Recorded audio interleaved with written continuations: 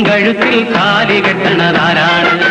ഭൂമിയിൽ പട്ടും മാലയും നോക്കിയൊരുക്കണതാരാണ്?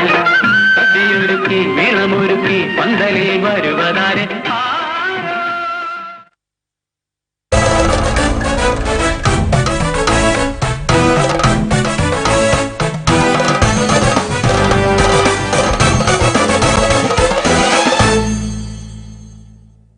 സൂര്യപുത്രി നിങ്ങൾക്കായി അവതരിപ്പിക്കുന്നത് ഒന്നാമതെത്താൻ ഉയരങ്ങളിലെത്താൻ NCPT, the Global Fire and Safety Engineering Academy. Colgate Max Fresh, Max Unmesham, Max Film.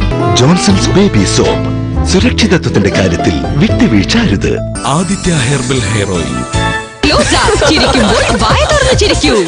Natural conditioner ചേർന്ന കൃഷ്ണ തുളസി ഹെർബൽ ഷാംപൂ.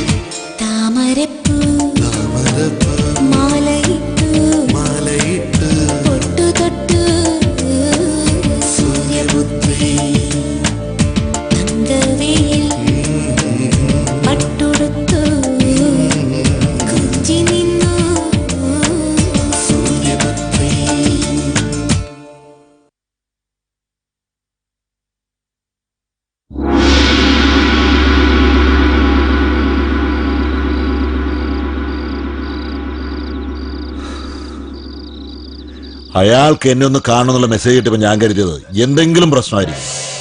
പക്ഷേ വിചാരിച്ച പോലൊന്നും ഉണ്ടായില്ല.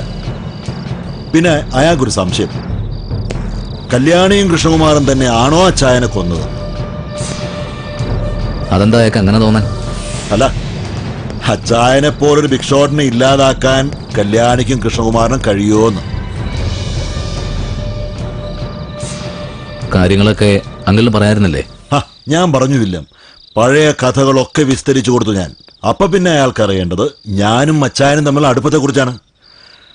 വന്നു കയറിയല്ലേ ഉള്ളൂ, അതിന്റെ ഒരു തരം കാണിച്ചു കൂട്ടല്, അല്ലാതെന്താ. ഈ സാമാച്ചാൽ കല്യാണിക്കും കൃഷ്ണകുമാറിനും ശിക്ഷ വാങ്ങിച്ചു കൊടുക്കാൻ കഴിയുമെന്ന് തോന്നുന്നുണ്ടോ അങ്കിളിന്? നമുക്ക് നോക്കാം. അതിന് കഴിഞ്ഞില്ലെങ്കിൽ അടുത്ത വഴി. ഇടയ്ക്കിടയ്ക്ക് ഇങ്ങനെ ഓരോ വഴികൾ വെറുതെ വെട്ടിത്തെളിച്ചിട്ട് കാര്യമുണ്ടെങ്കിൽ എത്രയും പെട്ടെന്ന് ലക്ഷ്യത്തിലെത്തണം. അതിനെന്താ വേണ്ടെന്ന് വെച്ചാൽ അങ്കിൾ തന്നെ അങ്ങ് ചെയ്തേ പറ്റൂ. എനിക്കതിനൊന്നും സമയം കിട്ടിയെന്ന് വരില്ല. ഇപ്പോഴത്തെ എൻ്റെ ശ്രദ്ധ മുഴുവൻ ആ ഷാപ്പുകളുടെ കാര്യത്തിലാണ്. അപ്പോ അത് പിടിക്കാൻ തന്നെ തീരുമാനിച്ചോ? തീരുമാനങ്ങൾക്ക് ഞാൻ മാറ്റം വരുത്താറില്ലെന്ന് അങ്കിളിന് അറിയില്ലേ? പക്ഷേ ആ സുബ്രഹ്മണ്യം എന്തായാലും അവനുമായ പ്രശ്നത്തിലൊന്നും നിൽക്കണ്ട. ശിവനൊരു പ്രശ്നം സംഭവിക്കാന്ന് വെച്ചാ അത് ബാധിക്കുന്ന ആലീസ് മോളെയാണ്. അതുകൊണ്ട് അയാൾക്ക് ആവശ്യം പണമാണെങ്കിൽ അത് കൊടുത്ത് ഒഴിവാക്കാൻ നോക്കുക. വരട്ടെ. എത്ര വരെ അവൻ പോകുമെന്ന് എനിക്കൊന്ന് അറിയണം.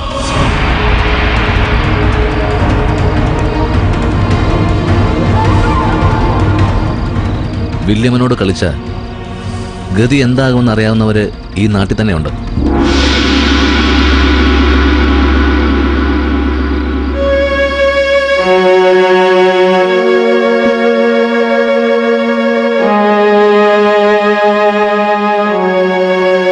ടെൻഷൻ അടിക്കേണ്ട ഒരു കാര്യമില്ല മാഷെ.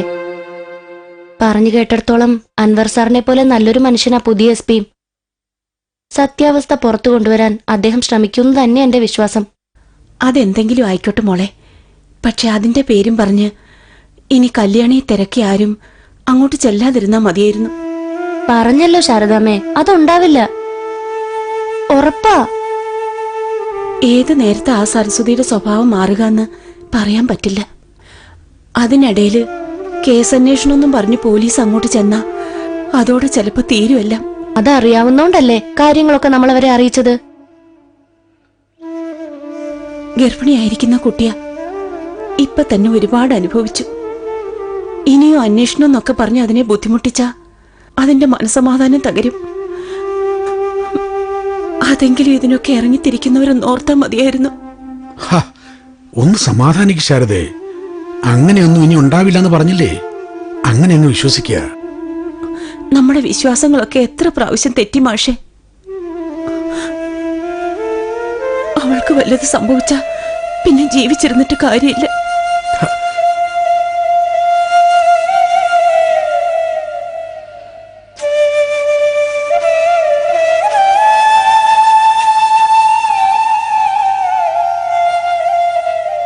ഓരോ ആവലാതി പറയുമ്പോഴും പലതും പറഞ്ഞ് ഞാൻ അവളെ ആശ്വസിപ്പിക്കുന്നുണ്ട്.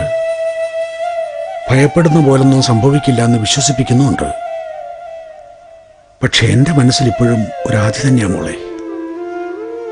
എത്ര ശ്രമിച്ചിട്ടും അതൊന്ന് തണുപ്പിക്കാൻ എനിക്ക് കഴിയണില്ല.